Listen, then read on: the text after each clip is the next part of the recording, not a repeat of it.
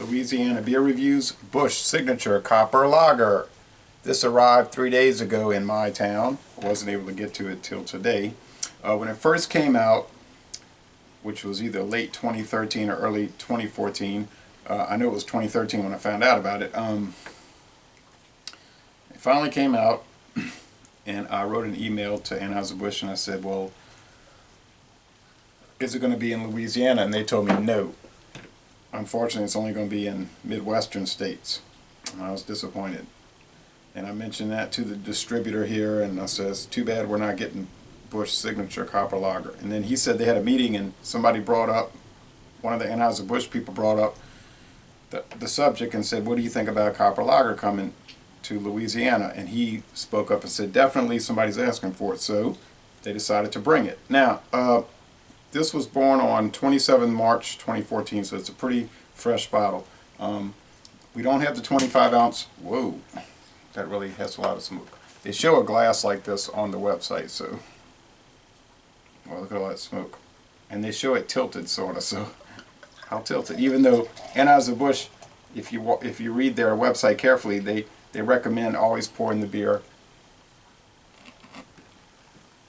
straight in. They actually say you should pour it straight in, not down the side, and they explain why you want to get a thick head. Now this is a thick eggshell colored head, I think, and the lighting isn't so good, but it's copper.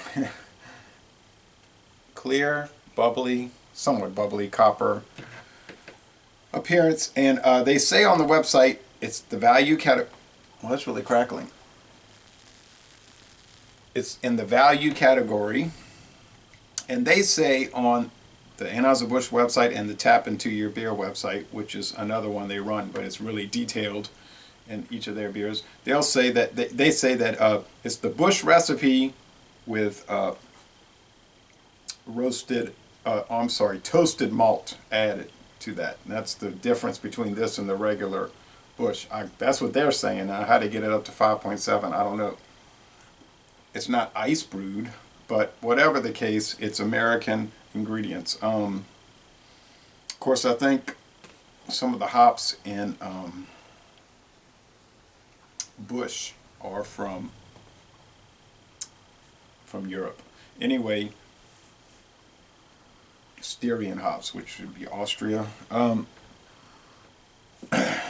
They say it's the value category. They're saying that on the website. Value category, it's meant to be a cheap beer, but it's a copper lager in the cheap category. And it's funny, some people will criticize Anheuser-Busch and say, oh, they make a lot of cheap beers, like Busch.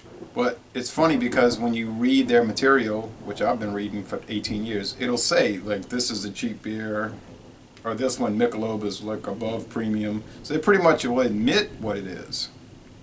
They're not claiming that the Busch line of beers are exquisite beers. They're just saying, okay, here's the Busch line of beers, they're value priced.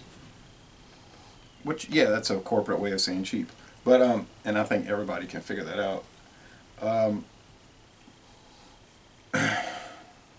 This was $7.99 a 12-pack, okay? At Mathern's, where I buy so many beers, and so do so many other people. There's not much of an aroma,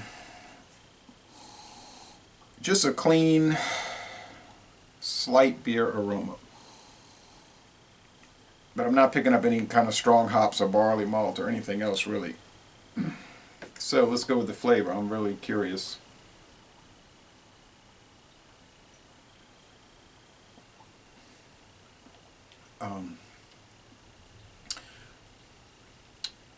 Yeah, it's got really a sweet toasted malt note there.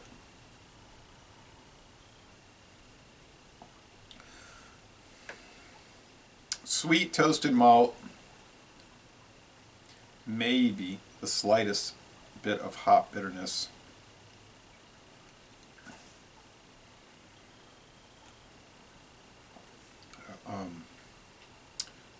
A real faint grain flavor, but there's no off flavors or aromas, like no paperiness, no 5.7% alcohol, no cloyingness or wanky malt liquor like things that you get sometimes with those.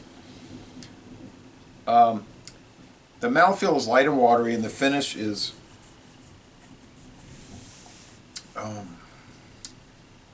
mostly dry. I mean, Busch Light is really dry.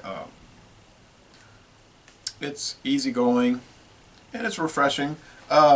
Let's think about this. Now we have Busch, the original, that came out in 1955. Busch Light, that came out in 1989.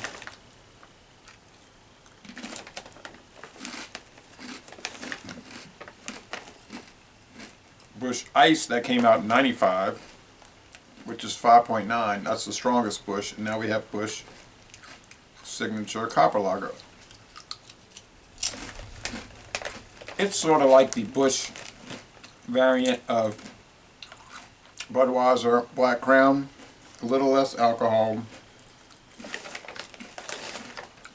A little less alcohol and a much lighter body. That makes sense to me because Busch compared to Budweiser, Busch is less alcohol and it has a much lighter body. And some people complain that Busch is very watery. But the Busch, you know, Busch has its big fans, that big fan base. They want the watery beers. Busch Ice is much heavier bodied and it's not watery.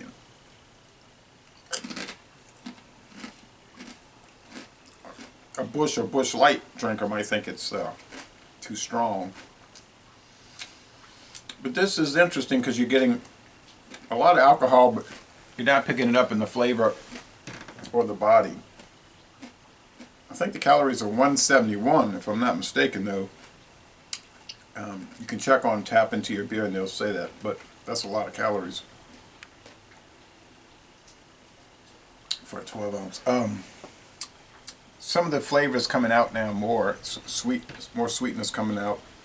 Well, I think it's a pretty smooth, mellow, and pleasant beer. I could see this catching on in a lot of bars if they stock this in bar rooms. I think a lot of people would get it. I think a lot of people are going to pick up those 25-ounce cans once they show up. Especially with its mass appeal flavor and aroma. Just so, some people would say dull, but I don't say that. I mean, I will say that if I find the beer is dull. I don't think it's dull with this. It's just low profile.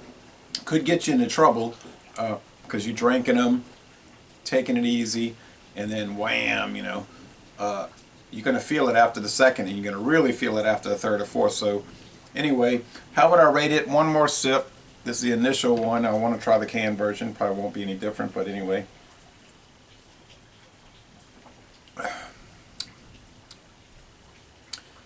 Yeah, it's getting better as it's warming.